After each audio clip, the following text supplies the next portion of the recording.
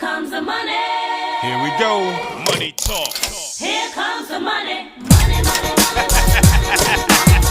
Dollar, dollar. Dollar, dollar. Cheating, cheating, bling, bling. Cut the chatter. You ain't talking money.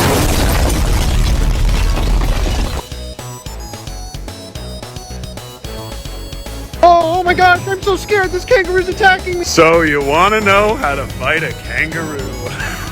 First, you shake their hand and agree to a fair fight. And after a quick kiss, we brawl.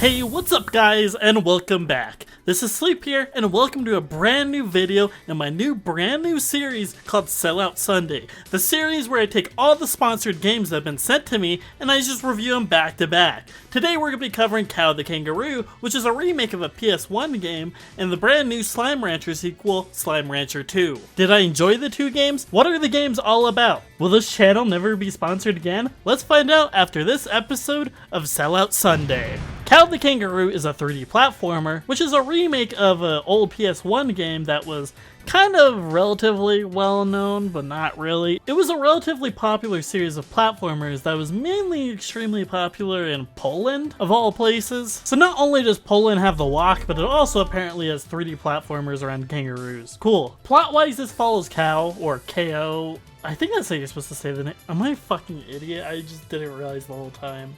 Oh my god.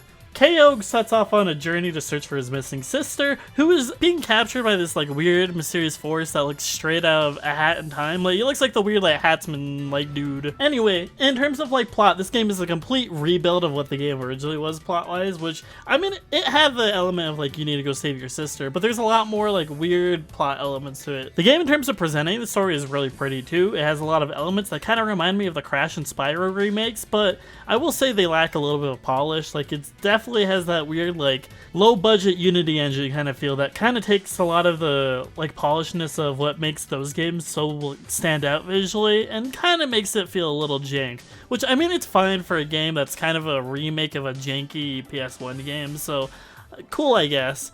One thing I won't excuse though is the fucking voice acting. So a lot of the voice acting here was recorded in Poland, which is where the development was from, and for some reason they decided to record the game in English, and so you have all these voice actors doing English voice work, but with some really weird performances and accents that kind of take away from what I think the characters are trying to do in terms of writing. Artifact normal? A stuffed toy is normal. Hey, you leave Mr. Beaver out of this. Hey, what is that thing? I guess it has a little bit of a charm, but it's not in the same way that Mario's voice is. It doesn't feel iconic in that way. And sadly, that kind of jankiness in terms of the presentation does bleed into the gameplay, as the game does feel a little empty and dull and has a little bit of charm, but it feels like it's missing something overall. I think the best comparison in terms of how this game plays overall would be Gex, where the game attempts to do a 3D platformer type of gameplay, but it just lacks that polish that makes the gameplay feel tight and just really fun to play. I was extremely bored, to be completely honest, while playing through this. And for being a single player platformer that's been updated over the past couple of years, I will say the game does feel extremely buggy for the state it's in, and I don't feel like it's worth the price of admission currently. I feel like there's a lot better of indie games that you could get out there for $30, and I feel like while yeah, there is free DLC included with this game, the game currently is in a state where I think it's a game I could recommend with full honesty. I think this game is very similar to Yooka-Laylee in terms of its presentation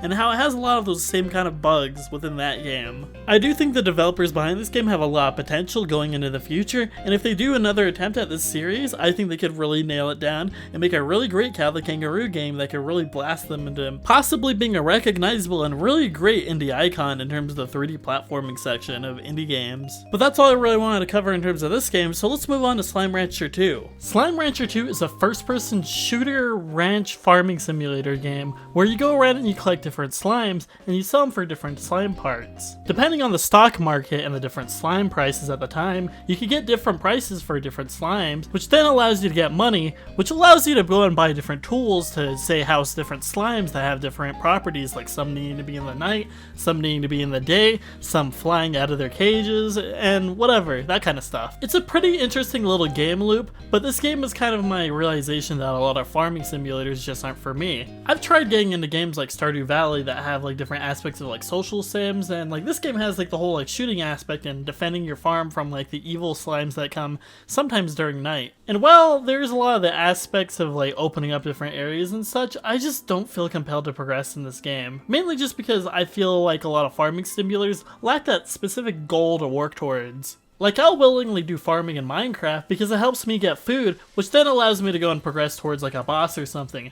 I think it'd be really neat if Slime Rancher possibly in the future added DLC, or even did a sequel which focuses more on like using the slimes in like combative ways or like interesting like building ways, so that I can feel like I'm progressing and have more creativity within the world. That's just more of a me issue though, rather than the issue with the game itself, and it's honestly a really good recommendation from me in terms of games about farming and that kind of stuff. Slime Rancher 2 does exactly what it sets out to do, but it does feel like I need a little more from it, if that makes sense. But that's really all I wanted to say today in terms of these two games. I'd like to give a special shout out to Tape Multimedia and the developers at Monomi Park. It was really awesome being able to work with a developer like that, and I would sure love to do it again sometime. Check out both of the games on Steam in the description below if they interest you. But with that done, thank you guys for hopping on by for this episode of Sellout Sunday. This has been Sleep, and I loved entertaining you guys. If you enjoyed this video, leave a like, comment, or subscribe. It really helps out the channel, and I'll see you guys next time. This is Sleep, signing off. See ya!